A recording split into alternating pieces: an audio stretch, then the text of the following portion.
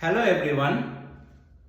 Back in August 2014, from the historic Red Fort, our Prime Minister has invited industry leaders, both domestic and global, across the sectors from automobile to aerospace, from FMCG to textile, from defense to agriculture, that come and make in India.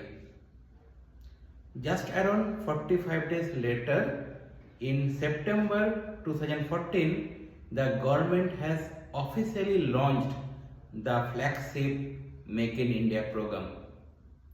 Two big objectives: one, job creations, and second, to boost manufacturing contribution to our GDP from 16% that time to the 25% in the year 2022.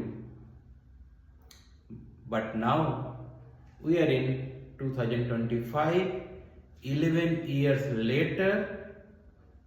Instead of hitting that target of 25%, the manufacturing contribution is actually dropped to 12% to our GDP.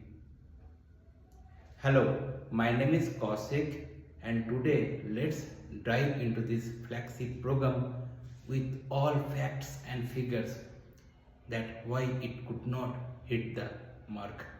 So let's come to the key targets of Make in India program.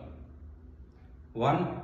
Creation of 100 million jobs by year 2022, and the manufacturing contribution to the GDP will be 25% by year 2022. Remember, it is the same year 2022 in which government promised 5 trillion economy, doubling farmers' incomes, 100 smart cities, 175 gigawatt of renewable power, and housing for all and whatnot. But you know what government is targeting now?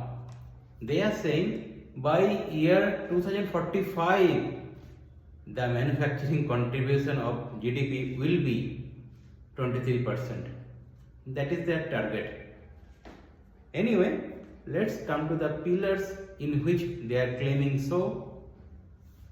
Number 1, they will adopt new processes like ease of doing business, simplify the processes and whatnot.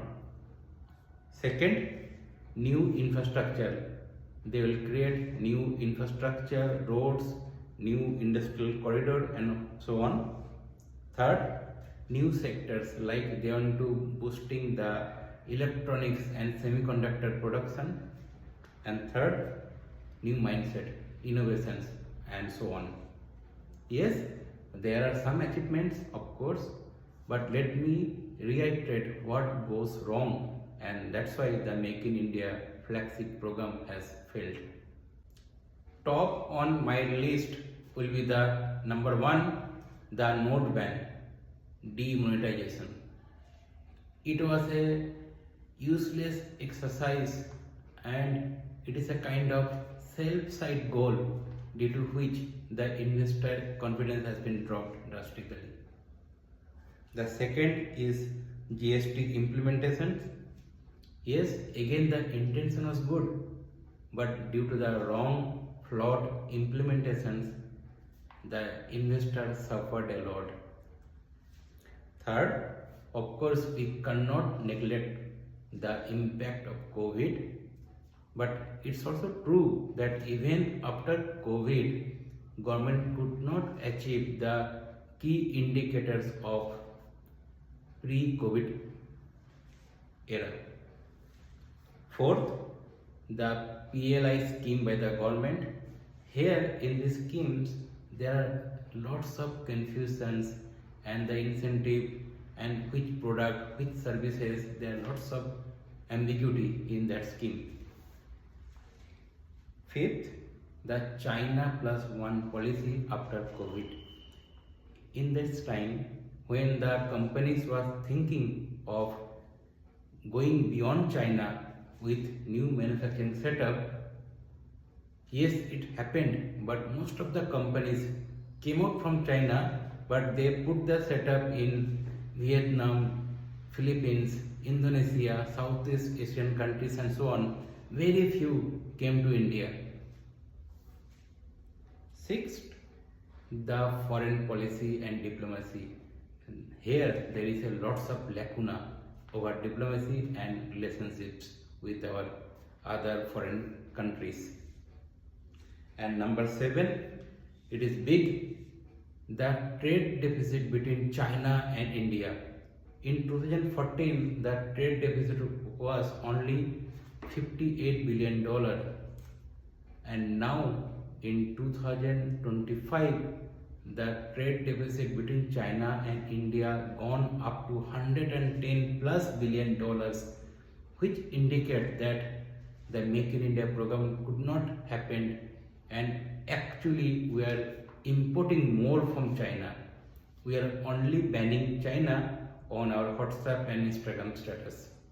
In conclusion, I will say that Make in India is a well-intended initiative, but due to the flawed implementations and some of the agencies could not meet their duties, this program could not hit the target. But I urge government that please rethink and refocus on this manufacturing and Make in India, because if we don't, then some of the fields like job creations, IT and manufacturing will become more vulnerable. Thank you.